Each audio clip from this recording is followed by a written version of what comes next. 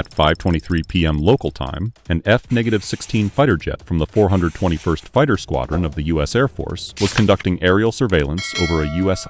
naval task force navigating along Yemen's coastline.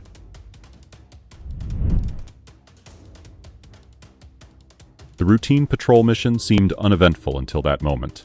Without the pilot's knowledge, a Houthi surface-to-air missile battery positioned near Hodeidah had acquired a lock on the aircraft and launched its deadly projectile. The missile, capable of reaching speeds of Mach 2.8 and effective up to 23 kilometers, left the pilot with mere moments to respond. Fortunately, the F-16 is equipped with sophisticated electronic defense systems that can neutralize such lethal threats. The aircraft's primary defensive asset, the AN/APG-83 radar system mounted on its nose cone, serves as the initial shield against such missile attacks. Upon detecting the incoming SA-6 missile at 42 kilometers distance, the pilot initiated an aggressive descent, dropping from 30,000 feet to 15,000 feet altitude. This tactical maneuver was crucial given the SA-6's tracking capabilities. The missile system is classified as semi-active in nature. This classification means that ground-based Houthi radar systems must maintain constant illumination of the target to establish an effective firing solution. The SA-6, once launched, processes this targeting data during its approach. In its terminal phase, the missile's onboard seeker activates, attempting to locate the F-16 in its final approach seconds. The pilot's steep dive was an attempt to disrupt the SA-6's tracking solution, but this proved insufficient. The radar system, capable of detecting fighter-sized targets with a 5-meter squared radar cross-section at ranges up to 470 kilometers, identified additional incoming SA-6 missiles. The pilot continued executing evasive actions with only 18 seconds to respond to the multiple threats. These rapid defensive maneuvers, however, compromised the radar's tracking capabilities. Despite its ability to simultaneously track 20 targets, the system's effectiveness diminishes to 47% when tracking targets at 60 degrees off boresight. The pilot's aggressive, evasive actions effectively created blind spots, making some incoming missiles temporarily undetectable. That's where its sophisticated defense mechanism comes into action. If you examine the pylons mounted on the wings, you'll notice this particular apparatus. Known as the Thermopylon Integrated Dispensing System, PIDS, it represents the next crucial phase in disrupting the disengagement sequence. Although each unit adds 19 kilograms and reduces the F-16's payload capacity by 3%, the capabilities it offers make this compromise worthwhile. Each system is equipped with 6 Hensoldt AAR-60V2 ultraviolet sensors positioned strategically, providing complete 360-degree spherical coverage and capable of detecting incoming missiles from distances up to 10 kilometers. These units can release both infrared flares and radio frequency chaff bundles. Upon detecting the approaching SA-6 missiles, the PIDS immediately deployed a combination of 12 MJU-50B flares and 24 RR-180 chaff bundles, generating a substantial IR-RF decoy cloud spanning half a kilometer. When this proved insufficient to break the missile's lock, the pilot resorted to their final defensive option, the AMLQ-184 jamming pod situated on the aircraft's underside. This jamming pod operates effectively across a frequency range of 2 to 20 GHz, utilizing digital RF memory technology.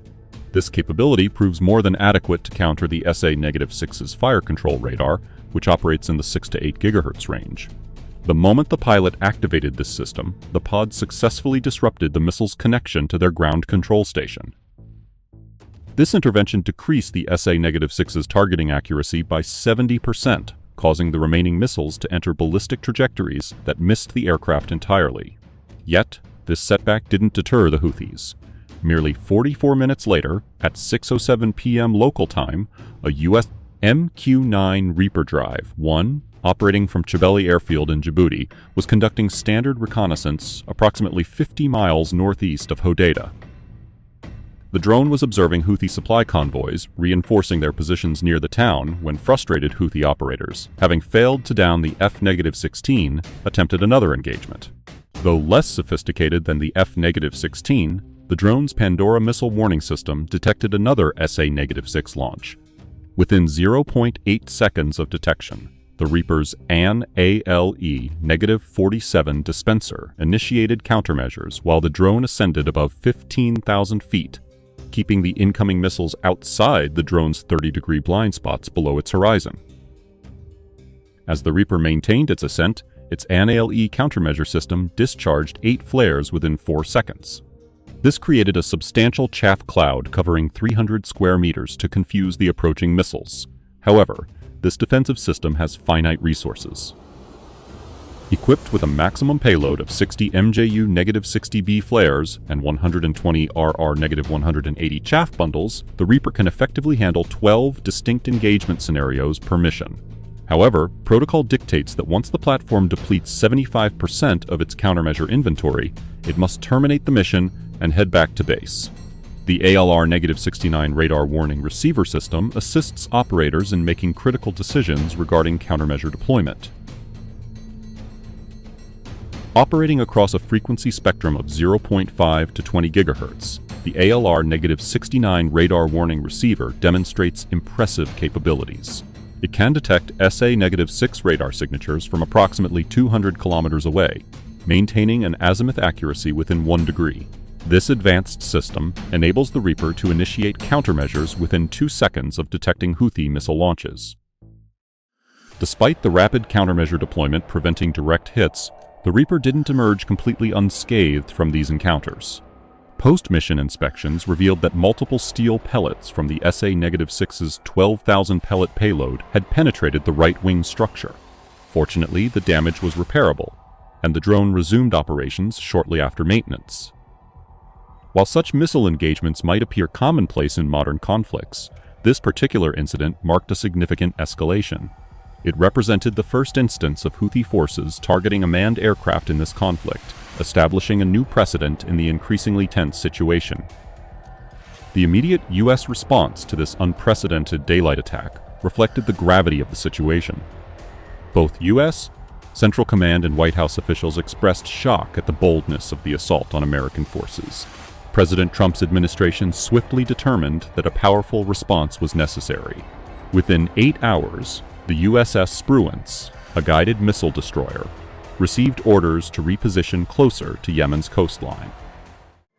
Upon reaching its designated launch position, the crew received encrypted strike orders from Central Command. Instead of employing conventional Tomahawk missiles, the Navy opted for an unconventional approach. Modern DDGs carry a diverse arsenal in their VLS cells, including Tomahawks, SM-2S, ESSMS, anti-submarine rockets, and SM-6 missiles. Additionally, BMD-capable vessels carry SM-3 missiles. This varied missile complement enables surface ships to conduct both offensive and defensive operations against diverse threats. The Navy's specific choice of the SM-6 for this response carried particular significance, conveying a deliberate message. The SM-6 stands as one of the Navy's premier air defense missiles, surpassed only by the SM-3 in capability. Naval destroyers typically reserve these sophisticated missiles for confronting the most severe threats, given their ability to deliver a substantial 500 kilograms explosive payload while traveling at an extraordinary speed of Mach 3.5. Though initially conceived as an air defense system, the Navy has recently adapted the SM-6 to serve as a formidable ground attack weapon. While the Tomahawk missile boasts superior range capabilities, extending to approximately 1,500 miles, the SM-6's significantly higher velocity gives it a distinct advantage. This enhanced speed makes it considerably more challenging to intercept, serving as a crucial interim solution until the Navy strike missile becomes fully operational. This strategic advantage prompted the Navy to modify the SM-6 for surface engagement capabilities. Despite possessing this dual-role capability for an extended period, the Navy had not publicly demonstrated this particular application until this incident. The selection of the SM-6 for this mission was primarily driven by the mobile nature of the target. Intelligence from satellite surveillance confirmed the presence of both the SA-6 launcher and its associated IS-91 radar system in Hodeidah.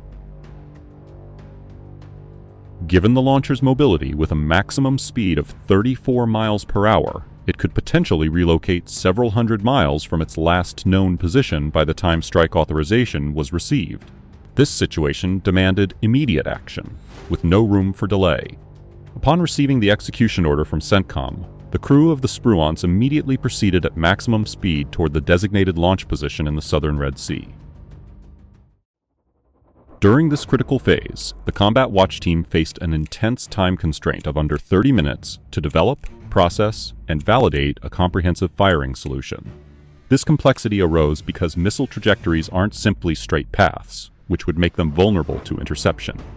Instead, the crew must meticulously plot numerous waypoints to guide the missile to its initial predetermined position. From this point, the classified mission parameters take control, directing the missile along its terminal approach to the target. The operation culminated in a brilliant flash as two SM-6 missiles launched from their VLS cells at approximately 3:45 a.m. local time. With a distance of several hundred miles to cover, the SM-6S required roughly 6 minutes to reach their intended target. Despite the Houthis' sophisticated air defense network, the SM-6S penetrated effortlessly before precisely striking the SA-6 launcher.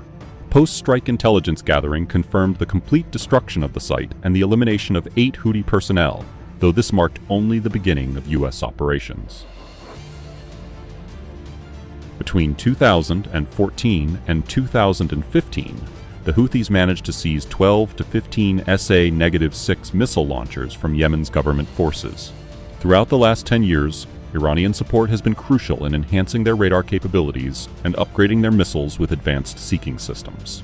This military buildup has resulted in the Houthis amassing a significant arsenal, which they've demonstrated they're willing to deploy against American aircraft. This aggression demanded a response. Following the retaliatory strike on the 20th of February targeting the specific launcher, the Navy determined it was time to deliver a decisive message to the Houthis about the consequences of targeting U.S. aircraft. Starting at 6 p.m. local time, the USS Harry S. Truman launched 4 successive waves of F-18S, equipped with weaponry far more devastating than usual. While such strike missions typically employ 2,000-pound JDAMs or bunker-busting bombs, the Navy opted for an overwhelming show of force this time. The F-18S dispatched that evening carried AGM-154 Joint Street Andoff weapons. These sophisticated air-to-surface missiles boast an impressive range of 117 to 130 kilometers when deployed from high altitudes. These GPS-guided weapons pack a powerful punch, featuring either a warhead containing 145 bomblets or 192 pounds of explosive material, serving as a formidable instrument of military justice in the region. That night, between 6 p.m. and 11:30, successive F-18 squadrons conducted multiple bombing runs on storage facilities near Sana'a. To ensure maximum impact, the USS Gravely, a guided missile destroyer, launched 6 Tomahawk missiles at the already devastated target area after the initial strikes. The operation's final tally included the destruction of 14 Kahar-M, 2 ballistic missiles, 3 additional SA-6 launchers, and 23 various anti-ship cruise missiles. However, while this operation significantly diminished the Houthis' capability to launch attacks against air and ground targets, it didn't eliminate their entire arsenal.